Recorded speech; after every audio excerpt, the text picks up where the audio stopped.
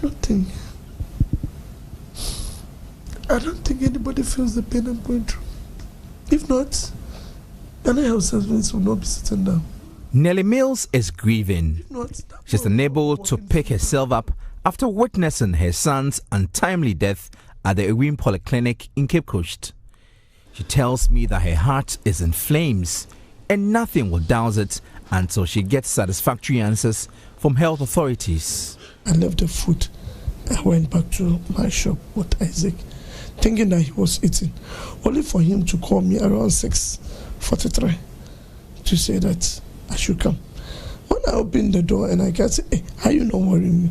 He said, "Oh, ma, it's as if my asthma wants to."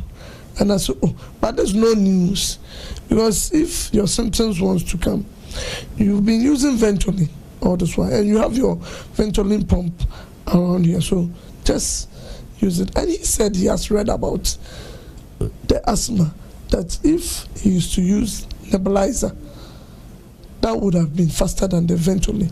Her 19-year-old son, now being a second-year law student at the University of Ghana, perished at the Ewim Polyclinic while seeking to use a nebulizer to control his asthma. When we got there, I saw two people there, one male, one female.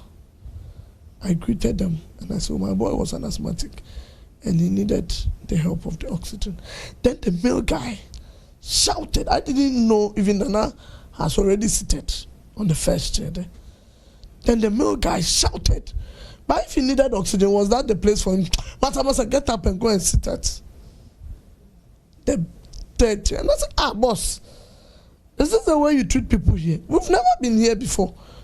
So if where he has sat, why he is sitting is not the rightful place, I think you need to say it in a nice manner for him to move. You cannot maltreat my boy here.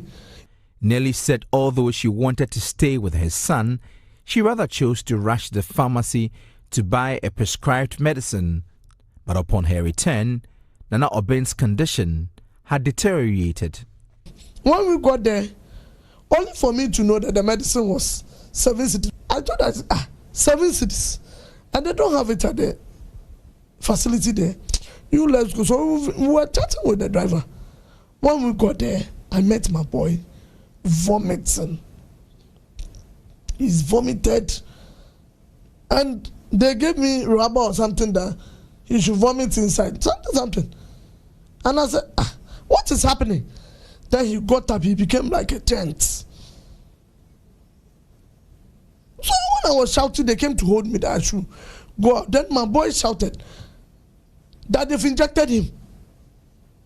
So I was asking, what injection? What injection? Nana is not here for injection. Who gave him the injection? Nellie sits on the favorite sofa her son used to occupy in the living room. Her eyes are fixed on his dance videos on TikTok. She begs authorities to set her heart at ease by telling her why her son died. I went inside only to go and meet my boy lying there lifeless. So I started shouting, "Hey, my boy is dead, oh, my boy is dead, oh," because this thing, the underfoot were orange.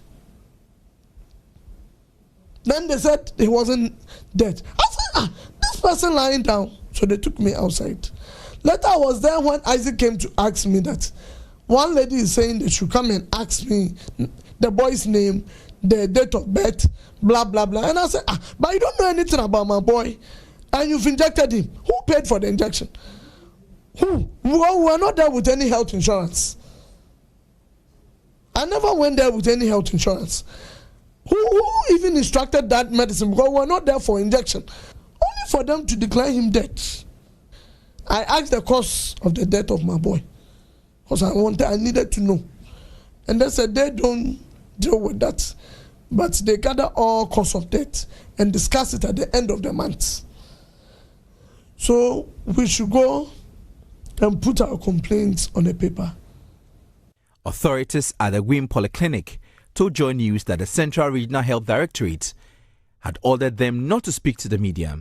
Meanwhile, the Central Regional Health Director, Dr. Marion Oko-Owusu, says a committee has been formed to investigate the cause of Nana Obin's death.